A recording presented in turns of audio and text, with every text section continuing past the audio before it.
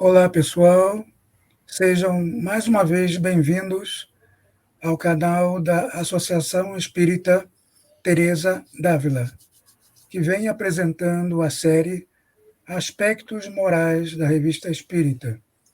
Série esta que tem como objetivo apresentar artigos de cunho moral, trazendo nossos comentários, nossas análises e o pedido a vocês que consultem os artigos aqui apresentados, comentados, analisados, para este ganho de aprendizado.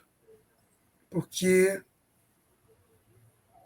tanto os 5 livros básicos da doutrina espírita, quanto outros livros publicados por Kardec, são certamente muito ampliados com a consulta, a leitura e o estudo das revistas espíritas, que foram editadas por Allan Kardec entre os anos de 1858 e 1869.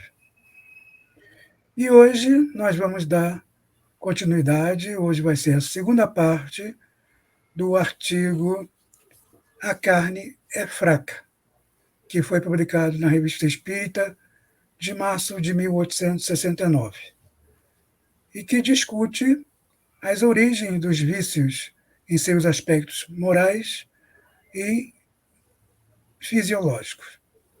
Então, para darmos continuidade à análise, aos comentários deste artigo, estão aqui, junto comigo, os companheiros Sônia Hoffmann e Henrique Miranda. Olá, Sônia. Olá, Eduardo. Olá a todos os participantes, todos os ouvintes do canal que estão nos assistindo no dia de apresentação do programa e que também podem, de alguma forma, estar nos assistindo em outros momentos. A todos vocês um grande abraço, que vocês fiquem bem, que esse programa possa ser bastante produtivo, bastante tranquilo, e que possamos trazer e estimular a curiosidade de todos vocês e irem, como o Eduardo disse, buscar lá a íntegra da revista, que está disponível para aqueles que não tiverem em documento, baixarem baixar lá no site da FEBNet.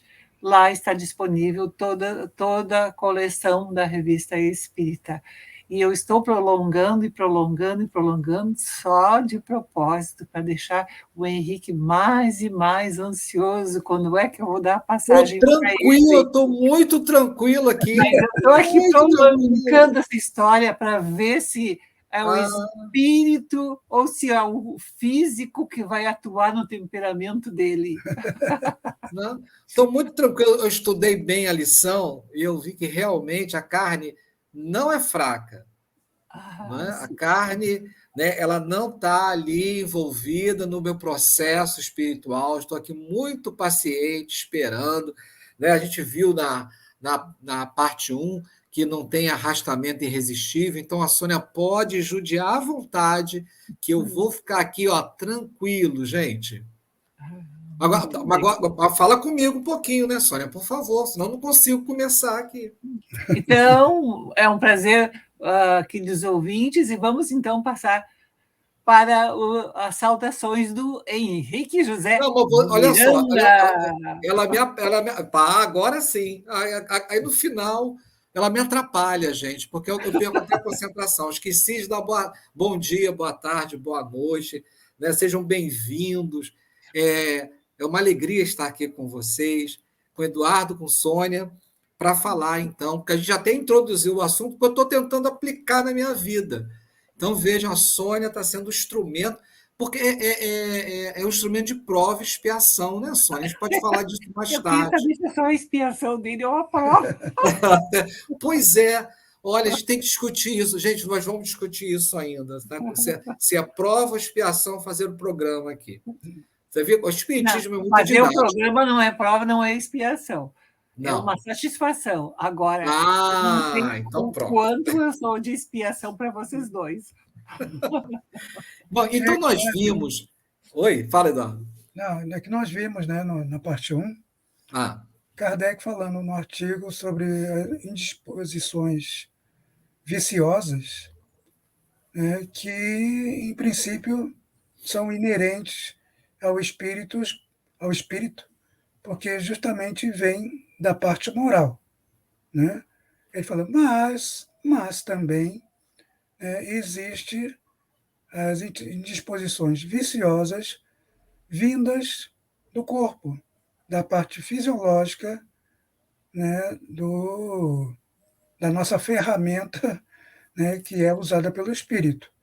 Né? Então, vamos lembrar um pouquinho essas indisposições, né? Aliás, disposições, desculpe, disposições viciosas referentes à parte moral, que nós vimos na primeira parte.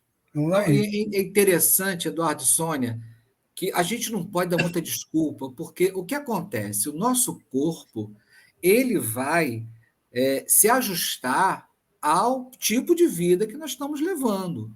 Né? E quem é que está dirigindo isso? Somos nós, espíritos. Então a gente não pode ficar botando a culpa, né? Ah, não, é porque eu tenho problema de organismo, né? Tem gente com problema de a tireoide, e é isso e aquilo, e você vai dando desculpas porque você está engordando, né? E aí você vai dando desculpas porque a calça não está cabendo mais, aí você acha que, né, que Estou você brigando está. com todo mundo porque a minha unha está encravada e aquilo ali está me incomodando. Não, Pois é, pois é. Então a gente tem que começar a assumir a nossa individualidade, né, espiritual. Porque nós temos o quê? Uma personalidade agora. Né? Henrique, Sônia, Eduardo, você que está aí nos assistindo, é a personalidade que está encarnada agora. Mas nós somos uma individualidade. Então, seres isso é espirituais. claro que nós não vamos abolir as interferências físicas. Não. Não vamos poder abolir, como a questão de um clima, da temperatura, de uma pressão alta ou uma pressão baixa, por exemplo, de um surto epilético, alguma questão assim. Mas a gente pode sim controlar os efeitos morais do nosso comportamento, do nosso temperamento. São questões que nós temos de ter bem claro. Não é? Porque muitas vezes as pessoas podem dizer: ah, não, isso tudo é fruto só o meu espírito é que tem que controlar, eu, em espírito, é que tem que controlar tudo. Tem que controlar, sim, as questões morais, não é? Tento, e na própria codificação, Allan Kardec falou muitas vezes, dentro das possibilidades e das limitações de cada um. Não é? Sim. Porque nós temos também o nosso caráter evolutivo, e nós temos de entender isso aí, não é? Mas que há interferências que vêm do corpo e que atuam na nossa expressão, e isso é Sim. claro que sim, mas nós podemos atuar a amenizar essas reações que vamos ter, não é? Até no artigo fala-se assim: o espírito é o artífice de seu próprio corpo. Então, Sim. isso é muito importante para que nós possamos compreender. Até eu estava lembrando aqui a ditadura da juventude, né, que as pessoas querem ficar jovens o tempo inteiro e até deformam seus corpos com plásticas e horas e horas de academia, sobrecarregando o corpo, né, de algo inevitável, né, de algo que nós temos que aceitar, porque o envelhecimento ele é até parte de evolução, de reconhecimento corporal, para que nós possamos compreender que nós estamos no final de uma encarnação. E as pessoas entram na ditadura da juventude e não querem morrer, né, Sônia? Exatamente. Então, como é que eu vou lidar com essas questões do corpo, do instrumento que já não funciona mais, que já anda mais lentamente, que já não tem uma acuidade visual tão boa quanto antes, que não tem uma acuidade auditiva tão boa quanto antes, que muitas vezes, né, em algumas situações, vamos realmente temos de entender que sim, existem essas variáveis, mas nós podemos, se não abolir, nós pelo menos podemos amenizar.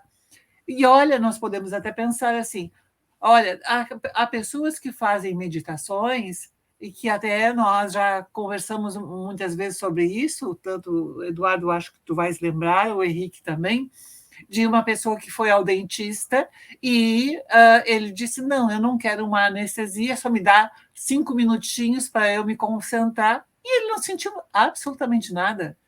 Ele não precisou fazer a anestesia, porque ele fez tudo por um controle da mente. E a Não, isso, mente. olha só, eu lembro isso, foi um companheiro que frequentou há algum tempo a agremiação espírita Pedro II aqui no Rio, o Jorge, e ele falou, ele fez um tratamento de canal. E ele disse que só no finalzinho que ele começou a ressentir, quando ele deu uns pontos, ele ressentiu um pouco, não, ponto não, desculpa, quando ele foi fazer aquela prospecção com agulha, né? É que ele sentiu um pouquinho de dor, mas ele, o tempo inteiro, no tratamento de canal, graças, como o Sônia está dizendo, à meditação. Exatamente. Então, tem pessoas que conseguem e têm essa habilidade de controlar. E quantas vezes nós estamos, não é, agressivos porque está muito calor, ou porque está muito frio, ou porque está isso, mas daqui a pouco a gente para e diz: opa, só um pouquinho. Se está calor para mim, está calor também para outra pessoa, então eu posso me organizar e eu não vou deixar de sentir aquele calor, ou talvez eu vá até deixar de sentir, mas necessariamente eu não preciso ficar tão, né? Eu não preciso ter determinados comportamentos reativos, eu posso controlar melhor as minhas atitudes.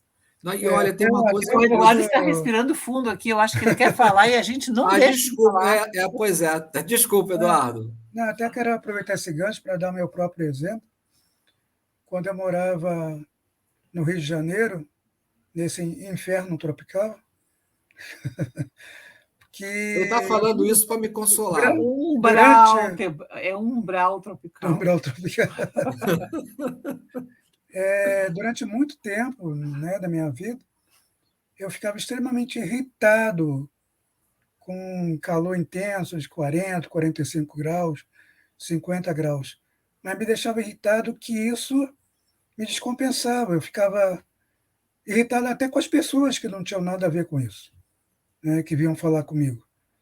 E, graças a Deus, eu aprendi a controlar isso. Mesmo antes de vir para Porto Alegre, né, eu conseguia controlar que é um bairro melhoradinho do umbral. E pensando, está calor, eu posso fazer alguma coisa contra isso? Não tenho condições de ficar 24 horas dentro do ar-condicionado. Então, fui conversando comigo mesmo, me acalmando e vendo e pensando, procurando não falar que estava calor, né? E se alguém comentava, eu cortava o assunto, né? Então procurava não falar em calor. Agora, vocês falaram, né? Henrique lembrou muito bem sobre aquela frase do artigo de que o espírito é o artífice do seu corpo. A gente pode ter um exemplo maravilhoso disso com as pessoas que adquirem ou que nascem com uma deficiência e se tornam para-atletas. Existe mais domínio sobre o corpo do que isso? Rapaz, bem lembrado, Eduardo. Domínio sobre, né, talvez, aquele sentimento de se sentir inútil, menos-valia, né, com menos-valia, que não poderia fazer nada, não ser útil a ele nem a ninguém. Né? Então, é um exemplo fabuloso do espírito dominando o corpo. Onde a carne não é fraca coisa nenhuma, pelo menos. Pelo contrário, é mais forte do que muita gente que não tem deficiência. Né? Exatamente. Não, eu estava aqui uma observação importante que está no Evangelho segundo o Espiritismo, no capítulo 5º, eu não lembro o item, mas os Espíritos falam que murmurar já estraga a nossa encarnação. Eu Então, não só de sei. você murmurar, olha só, o Eduardo estava reclamando, eu também, e o murmúrio, que é uma reclamação um pouco mais contida, ela ela prejudica bastante o nosso desenvolvimento moral e a nossa caminhada reencarnatória. Então, não podemos murmurar. Mas tem outra observação que a gente fez, né, antes da gente seguir. Tem uma pergunta. Será que quem está acompanhando a gente lembra da pergunta que nós fizemos? Vamos ver se o pessoal lembra. E tem alguns minutinhos aí que a gente vai entrar já já na pergunta que ficou para hoje, para essa parte 2. Mas outra observação que nós fizemos são as disposições morais que influenciam na saúde e que nós temos que tomar muito cuidado, porque a gente fica muito nervoso, a pressão sobe, e vem dor de cabeça, vem dor no estômago. Então, vejam a responsabilidade que nós temos, nós espírito, olha só, sobre o corpo que nós estamos aqui, sobre esse empréstimo nesta encarnação. Então, essa disposição, a disposição moral de se irritar, como o Eduardo falou, irritação, ou apatia também. Olha aí, Sônia, você também fica parado demais. Eu fico muito parada. Não estou falando de você. Não. Sim. Aí você fica o dia inteiro naquela poltrona do papai.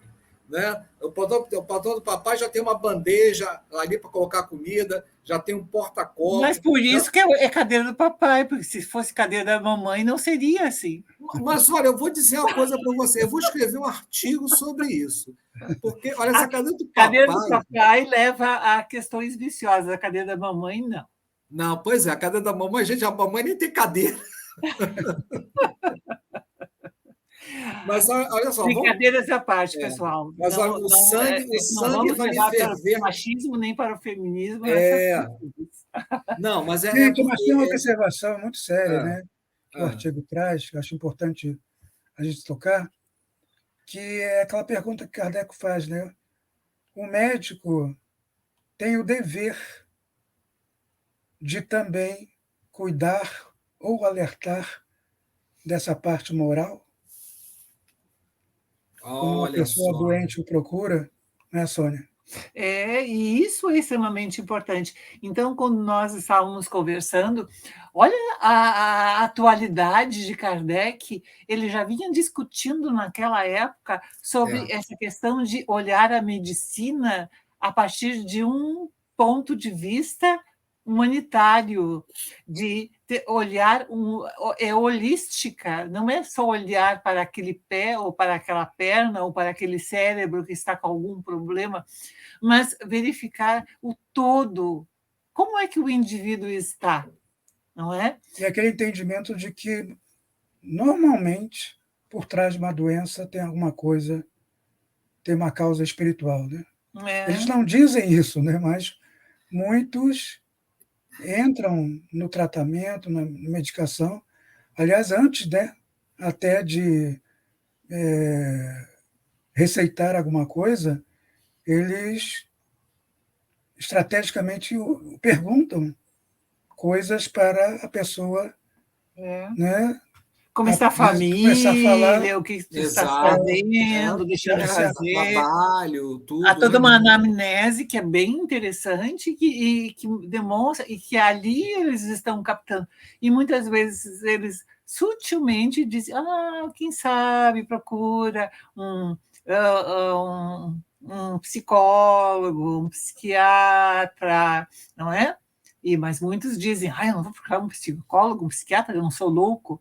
Não. Ainda muito preconceito. Mas, pelo amor de Deus, psiquiatra. Olha, pessoas que procuram psiquiatras e psicólogos não são loucos, são pessoas extremamente corajosas, porque olha que se encontrar, olhar para dentro de si e ficar de frente para si mesmo é algo de muita coragem, né? Então, são pessoas muito corajosas. Eu fico pensando, como vocês disseram, Kardec, no século XIX, ele está falando das doenças psicossomáticas, né? E do Exato. o médico enxergar isso. E olha, gente, isso foi década de 80 que os médicos vieram admitir, né, as doenças psicossomáticas. Né? É uma coisa assim, muito nova. Né? É Sim. aqui, quase final do século XX. E no século XIX, Kardec já admitia. Agora, o que nós também temos que fazer, porque o que acontece é muito preconceito, né? E a pessoa fica olhando muito. Olha só, a gente se prende à matéria. Aí a gente vê o nosso corpo, né? Você está com uma coceira, com uma irritação, né? E aí você fica passando pomada, e às vezes não é a pomada. Desculpa, às vezes não é a pele, a pomada não vai resolver. O que vai resolver é o que o Eduardo fez: parar de reclamar, ficar mais Uhum. calmo, e aquela E, irritação, e né, há pessoas que ficam tão impressionadas que mal falam em piolho, já começa a se coçar tudo. Mal falam nisso, muito bem lembrado, né? Sônia. Já tem aquela questão assim, já estou sentindo todos os sintomas, já estou sentindo os bichinhos correrem na minha cabeça. A recomendação não é para não ir ao médico. A gente sempre, quando tiver algum problema orgânico, procurar o médico. Sim, Mas sempre estar alerta e até procurar o médico, né, Sônia, que tem essa visão da espiritualidade. Inclusive, Sônia, não sei aí no Sul, mas aqui, a Universidade do Rio de Janeiro, a Unirio, ela tem agora um programa da Universidade da Universidade, não, da Faculdade de Medicina, ela tem uma cadeira de espiritualidade, e todos que muito no Brasil procurada como um pelos todo. estudantes. É um movimento, um movimento nacional, todas as faculdades estão justamente apontando para essa questão. E nós temos, dentro do movimento espírita, a Associação Médico Espírita em cada estado. Então, há médicos que já estão influenciando e que também são professores nas universidades, nas faculdades.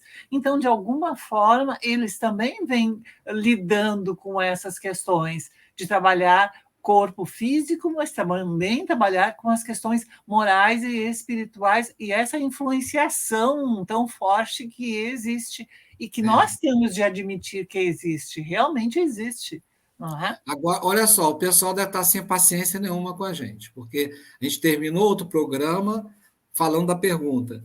E aí o programa está chegando já no final e a gente nada de falar da pergunta, o pessoal acha que eles esqueceram. Não esquecemos, não, gente. Olha só, porque é um assunto muito interessante. Será que as doenças fisiológicas elas podem alterar nosso comportamento moral? Será? E aí, Sônia, Eduardo? Pelos exemplos que nós demos aqui, certamente sim, né?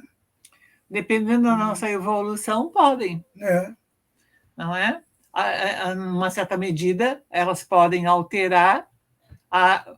Vamos encontrar lá, por exemplo, em um livro dos Espíritos, a questão onde eles falam sobre, onde Kardec aborda a questão da idiotia e do cretinismo, que naquela época era o que significa hoje deficiência intelectual. Então, uma pergunta que o Allan Kardec faz aos amigos espirituais e pergunta: olha, esse espírito ele tem condições e os espíritos responderam sim, muitas vezes eles têm uma condição até bem mais superior do que qualquer outra pessoa. O que eles têm é uma dificuldade ou não conseguem expressar o seu sentimento, porque o seu instrumento está com um problema. Hum. Mas isto não significa que eles não estão sentindo e que eles não estão percebendo, ainda mais em estado de emancipação. Então, é claro que vai haver essa influenciação, uma influenciação fisiológica. E também há o estágio evolutivo, e nós vamos encontrar também ao longo da codificação que questões entre os selvagens e aquelas pessoas mais civilizadas. Aquelas pessoas mais selvagens ou aquelas pessoas mais rústicas ou que estejam em um menor estágio evolutivo, elas vão perceber de uma determinada forma. Então, a influenciação física vai ser muito maior, mas aqueles que já estão moralizados, aqueles que já estão espiritualizados, eles podem sim. Vamos, é claro que nós não, é um exemplo muito sério este, por exemplo, Jesus. O que nós iríamos fazer quando a primeira martelada de um prego tocasse na nossa mão? Não, olha só, antes já Jesus estava não fez difícil. absolutamente nada, não é? Olha, Sônia, eu vou dizer uma coisa para vocês. Os romanos eram ótimos em tortura. Porque, olha, antes da martelada, o que eles faziam com quem ia ser crucificado? Eles chicoteavam bastante, porque a pele das costas ficava em carne viva. Então, quando você era crucificado, independente de você martelar um cravo nas suas pernas ou nos seus braços, a cada respiração que você estava, você arrastava as costas na cruz. Então, cada respiração era um Era uma sofrimento, um dor suplício. excruciante, né? Era uma dor excruciante. Então, os romanos sabiam muito bem o que estavam fazendo. Mas então, continua o seu raciocínio, Sônia, porque também eu fiz uma cara feia só de pensar no cravo penetrando a minha mão. Mal encostando aquilo ali, a gente já estaria gritando, fazendo uma série de coisas. E Jesus tudo relevou, tudo. Claro que Jesus, né, é o governador espiritual da Terra, mas nós temos também essa condição de trabalhar. Há influências do nosso corpo físico? A gente não pode negar que não exista. Existe, não é? Mesmo porque nós temos este instrumento. Mas qual foi a resposta que os espíritos deram a Kardec? Que a reencarnação também, justamente, se não havia condição de o espírito progredir somente espiritualmente, não, ele precisava também para poder o quê? Fazer o quê com a carne, Eduardo? Com a matéria? Era o quê? Era transpor, dar com outras condições, outras possibilidades de nós analisarmos. Porque nós, emancipados no nosso corpo, é muito fácil a gente lidar com várias questões, mas lidando com um instrumento que nos limita, que nos confunde, que nos dificulta muitas coisas, isto é um trabalho imenso que nós precisamos fazer. É por isso que a força do pensamento, a força do espírito, ele realmente modela, ele pode, como diz no próprio artigo, né, afinar o corpo. Isso. Né? E quando se compara o corpo a um instrumento, muitos vão dizer, se um violino faltar uma corda, não se pode tocar esse instrumento, né, decentemente. Mas eu já vi um violinista tocar muito bem um violino com 2 cordas. Pois é. Então, é claro que nós vamos, por exemplo, dizer, então nós podemos controlar um desmaio, um surto epilético. Não. Talvez nós não tenhamos essa possibilidade. E há algumas doenças e algumas questões que realmente nós não podemos. Mas daí nós vamos entrar também em uma outra questão, na questão da prova da expiação. E do quanto aquela oportunidade é um momento de oportunidade pedagógica para nós trabalharmos e administrarmos aquela situação. Mas aí já é outro estudo. Isso já é outro estudo, exatamente. E aí, olha só, eu queria deixar, agora no final, eu queria só falar uma coisa para vocês. O Eduardo, ele fez, então, eu sou testemunha disso, o Eduardo não reclamava do calor, mas agora o Eduardo está aí em Porto Alegre, eu quero ver se ele não vai reclamar do frio.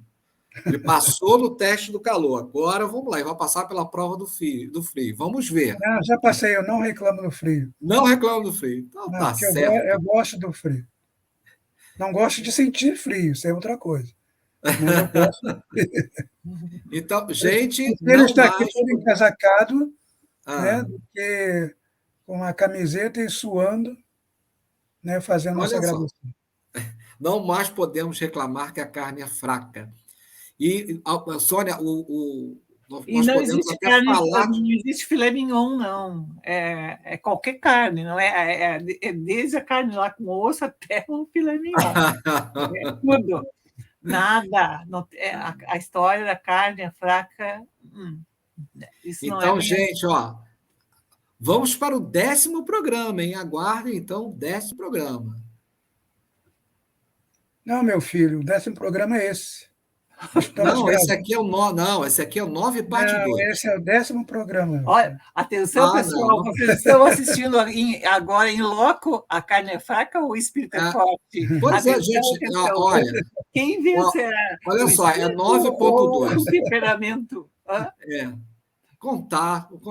olha esse negócio, Rio e Porto Alegre dá nisso sempre, viu? Gente, A um não ser que beijo. você conte, ô Henrique, Ah, 9A, meu Deus com do as céu, questões professor de de Livro dos português, Espíritos, gente, né? né? Olha, e o pior é que não dá para editar esse programa, vocês vão ter que ouvir esse finalzinho, não tem jeito. Ó, beijo, gente. Beijos, Um abraço a abraços, todos bênçãos de paz e saúde a todos e vocês. não esqueçam de compartilhar, tocar o sininho e espalhar para todo mundo sobre o nosso programa. O Um sininho. abraço a todos. Nós temos um sino aí para tocar.